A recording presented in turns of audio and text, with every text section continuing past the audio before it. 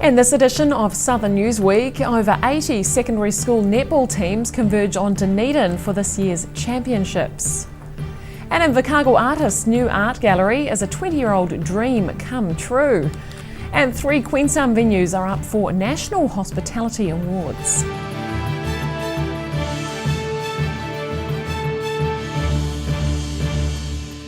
Kia ora, I'm Holly Buchanan. Pink got the party started at Forsyth Bar Stadium recently, and Dunedin raised a glass to the atmosphere and fan spending she left behind. Reaction has been positive after the star treated more than 37,000 fans to a musical and aerobatic spectacle at Dunedin's Forsyth Bar Stadium. Right from the start of the show, Alicia Moore, commonly known as Pink, was spinning and twirling above the heads of fans. She's told officials she was very happy with the reception. Dunedin Venues Chief Executive Terry Davies says it's the biggest production hosted at Forsyth Bar Stadium so far. He says staff managed the crowds well and worked well with the city on traffic management. While she was in Dunedin, Pink visited the farmers market and made a young busker's day. The Beautiful Trauma World Tour continued on to play 5 nights in Auckland.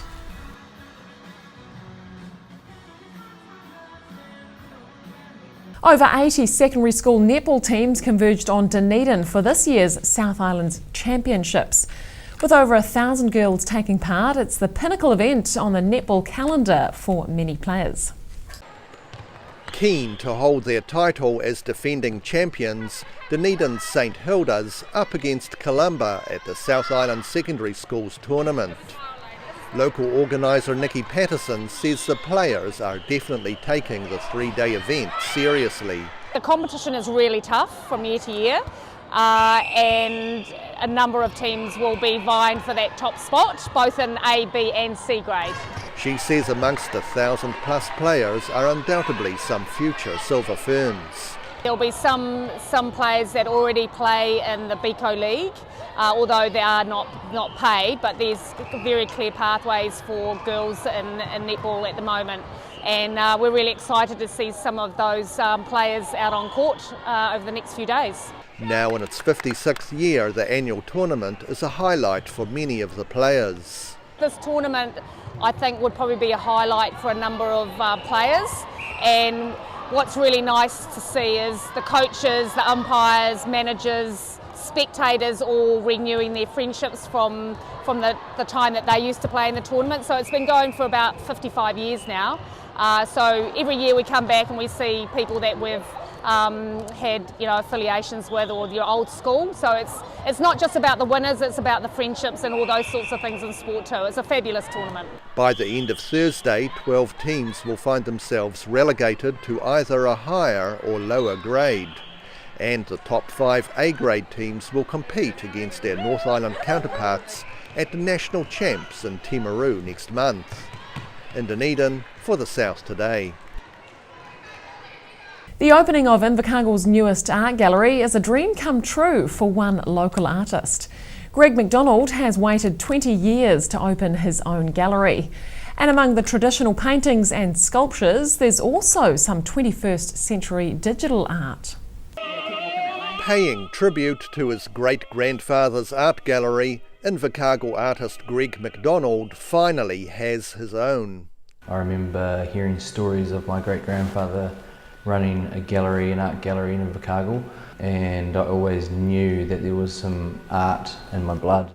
The opening exhibition includes works from artists who have a South Island connection but never actually exhibited in the region. Some of the artists that are presenting their work in here haven't had a nice space to actually exhibit their work, so they've always looked outside of Invercargill to museums or dealer galleries in the North Island, overseas, internationally, to actually try and get recognised as an artist. One standout piece is a collaboration with a tech company who have made a painting of McDonald's niece come to life. I'd seen it moving, but I'd never heard Claudia actually speak back to me from the portrait. And when that happened, I was just blown away. I got the chills, and it was amazing, very special. The Don Street Gallery's opening exhibition will continue for the next few weeks. In Invercargill for the South Today. 3 Queenstown venues are up for National Hospitality Awards for exceeding expectations. They include a new kid on the block, a pub and a fish and chip shop. Revamped and thriving, the accolades continue to pile up for Queenstown's Muskets and Moonshine Bar. The venue was given a major overhaul last year and is now a finalist in the Hospitality New Zealand Awards for Excellence. She was pretty old and run down. That was a massive, just total destruction. Over 18 tonne of rubble was removed from the building. We redeveloped it over about 6 weeks. It was a mammoth effort with a lot of hours put in. Muskets is a finalist in the Best Redeveloped Food and Beverage category. It's operated by the Southern Pub Company, which also runs Pub on Wharf. That venue's a finalist in the Best Bar category. Buckley says it's an achievement just to get this far. Constant innovation, it never stops, and you've got to always make sure the bar's looking great. It's non-stop and it's really hard work, but a lot of fun too and a lot of reward. Completing the Queenstown trifecta is Eric's Fish and Chips, which opened about 2.5 years ago. And while the classic Kiwi cuisine isn't often seen among the competition's finalists, it's their marketing strategy that's caught the judges' attention. We have a bright, colourful brand that we use across all our different marketing methods, and we've tried a number of different things in the last year, and we measure everything that we do to see which marketing campaigns are successful. She's hoping that'll see Eric's Fish and Chips named among the winners when they're announced at an awards ceremony in Queenstown at the end of the month. In Queenstown, the South Today. Coming up on Southern Newsweek, 2 Dunedin community cycle repair workshops set up shop at the University of Otago campus. And secondary school pupils from around the South Island take part in a Dunedin football tournament.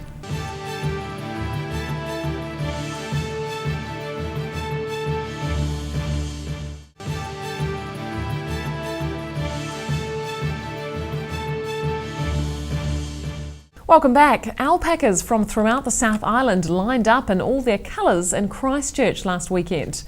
Over 150 alpacas plus more than 70 fleeces were judged at the South Island Alpaca Calibration Show at Canterbury Agricultural Park at Wigram. Judged on their colour more than anything else, these alpacas are some of more than 150 assessed under the keen eye of judges at Wigram. Australian Judge Natasha Clark says the quality of alpaca fleeces is high across New Zealand. Quality that's come through today so far is excellent. I was here last start of the year on the other island, and I feel quality on both islands is really good. It's improving each year, which is excellent to see. It's great for the industry. Among the fleeces on display were some from the North Island. Clark says alpaca wool is judged with the manufacturing of clothing in mind. We're looking for confirmation. We also balance up the fleece because it is a fleece industry, so we're looking for fineness, micron fineness, density. We don't want to see guard hair or those coarse primary fibres throughout the saddle area because that's what we want to make it into garments, so we need to get rid of that prickle factor.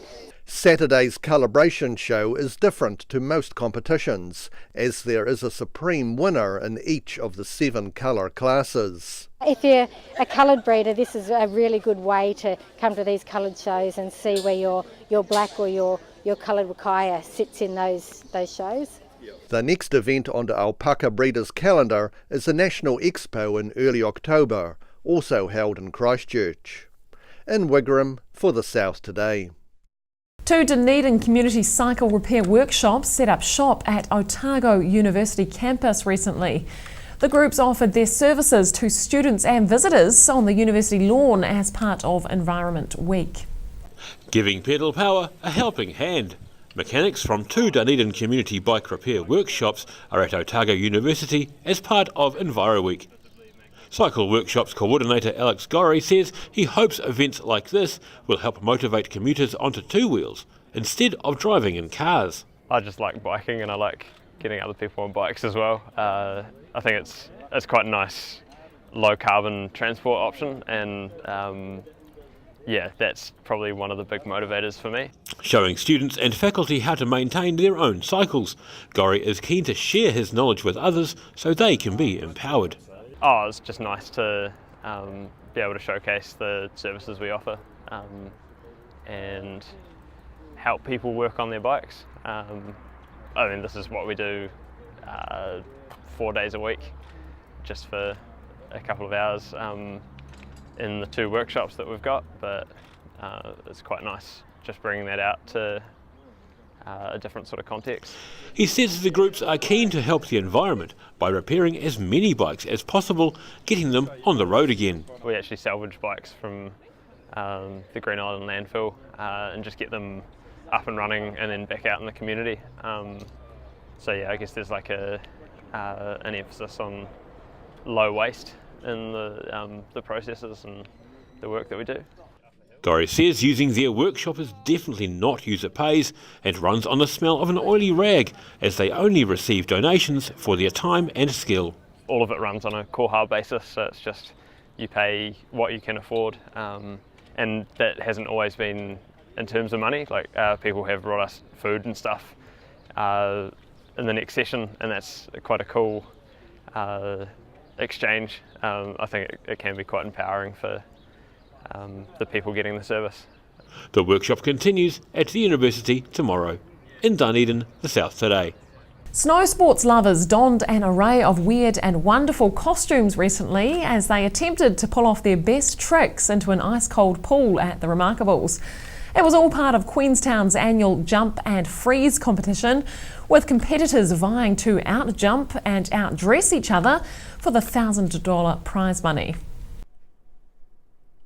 With the Remarkables looking a picture and the crowds out in force, the stage was set for the annual Red Bull Jump and Freeze. A pair of pink crayons, a minion and even a plain old birthday suit, just some of the 60 competitors who made their way down the slope, onto the ramp and into the ice-cold water. First place going to Teenage Mutant Ninja Turtle Shane Mulvey. I'm absolutely stoked. I had no idea I was going to win this today, but could really deal with that extra G, so I'm absolutely delighted. Mulvey says the inspiration for his costume was simply the colour. Just went to look sharp this morning, got a Teenage Mutant Ninja Turtle costume and said, gotta go green for the Irish, just send it. The event is held each year to mark the start of spring and the impending end of the ski season. Points are awarded for entertainment value, best tricks, costume design and distance travelled across the pool. This year's judges included hip-hop artist King Kapisi and Olympic snowboarder Zoe Sadowski-Sinnott. I had heaps of fun judging, got to see some sick tricks into the water and some crazy costumes. I think someone even made it to the end, which is pretty sick. $1,000 was up for grabs, the victorious Mulvey not saving up for anything special. Probably going to spend it tonight, wax the lot, spend the G, easy come, easy go. He also gets himself a season pass for the Remarkables and the chance to come back next year as defending champion. In Queenstown, the South Today. Secondary school girls from around the South Island took part in an annual football tournament at Dunedin's Kensington Oval recently. With players coming from as far afield as Buller, the event gives the girls a chance to play against unfamiliar teams. South Otago High School on the defensive against Menzies College from Wyndham. The New Zealand Secondary Schools football tournament is on this week for teams who aren't going to the Football Nationals. Organiser Stephen Vanderpeet says the event is about giving the young players the experience of playing against teams from other towns. Giving those girls that sort of haven't been able to sort of play out of their home region, just giving them a chance to see something different. He says the heavy rain earlier this week threatened to put a dampener on play, but the grounds have held up well. Was it Monday morning, Sunday night when we had the managers meeting at Inga Centre when it was howling down with a bit of rain. We were sort of sceptical that we were actually going to get some play yesterday, and we only played in the morning so we could make sure the pitches were good for today. So we had, out of the 6 pitches we used 4 yesterday and 5 today. One of them still number 4 over there is still a bit sort of soggy in the middle, but it's been good that we've had been able to use all the other pitches and they've stayed quite nice compared to what happened on Monday. While they're playing on full-size football pitches, the playing times are reduced out of respect for the young players.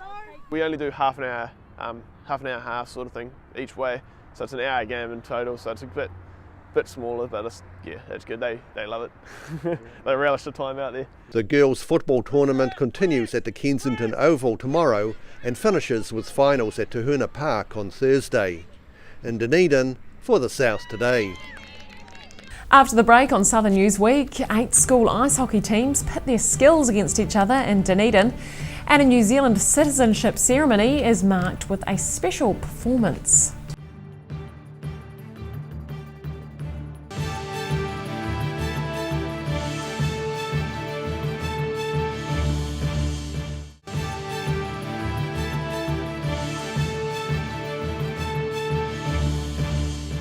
Welcome back. It was gold this time around for Wanaka free skier Nico Porteous. Just over 6 months since claiming an Olympic bronze medal in halfpipe, the teenager has stamped his mark on the Junior World Championship halfpipe competition held on his home mountain of Cadrona. He may be just 16 years old, but Wanaka free skier Nico Porteous was heavily favoured to claim gold in the Junior World Championship halfpipe competition.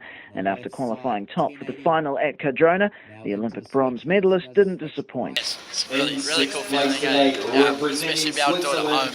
It's really cool. But it wasn't all plain sailing for the local star. At the end of the first 3 runs, it was Norway's Burke Ruud putting all the pressure on Porteous.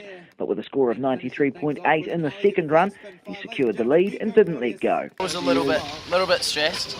Just kind of had to play those mind games and really make sure that I was feeling good myself.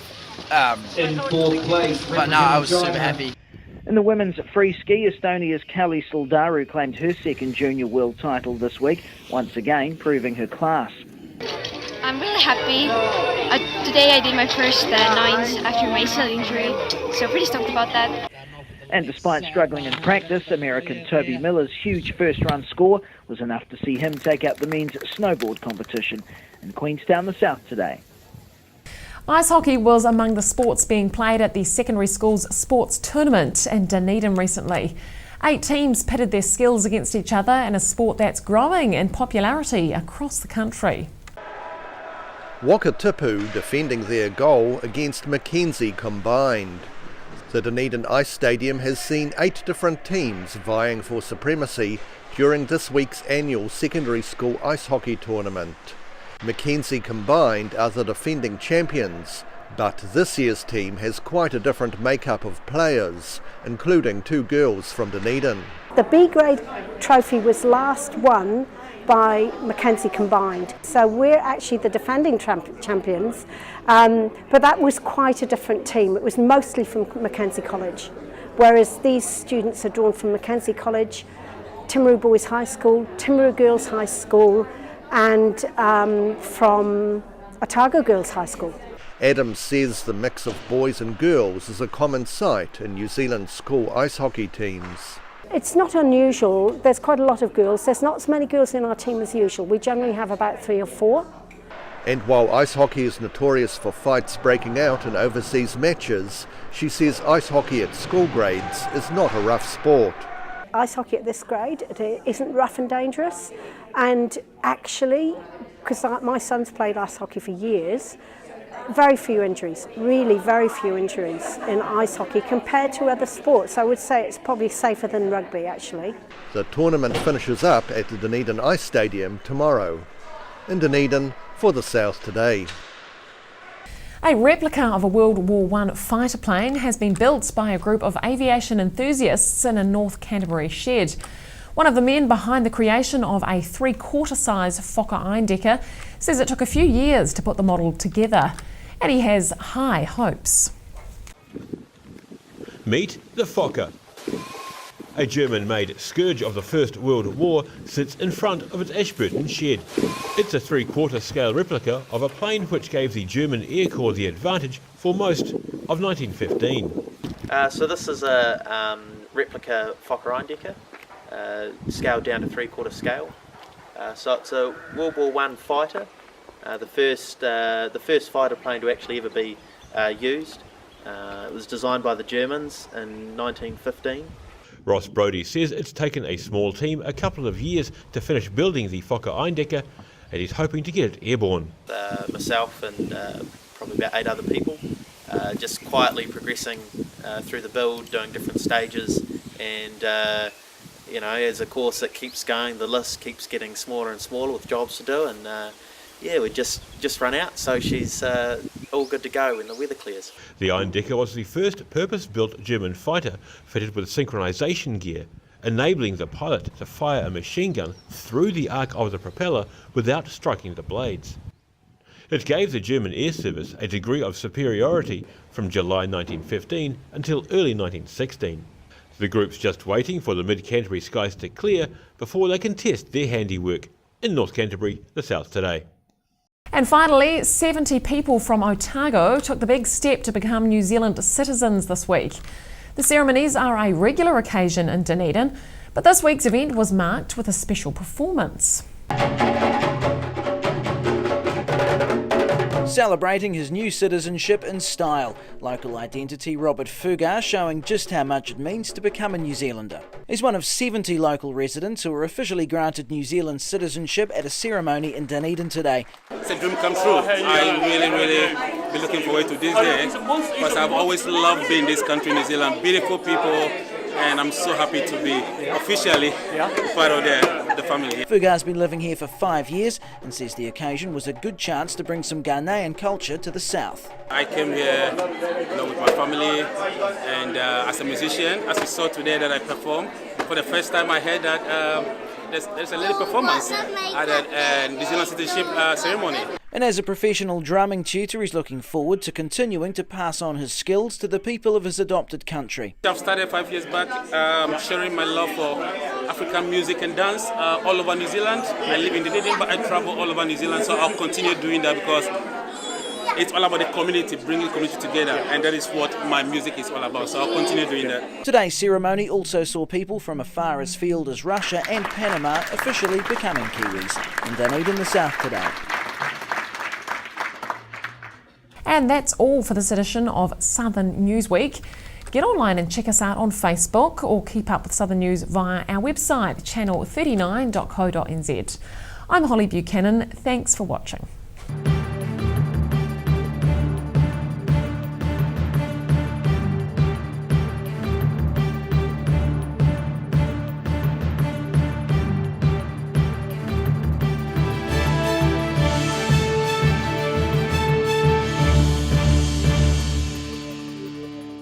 Supporting local content so you can see more of New Zealand on air.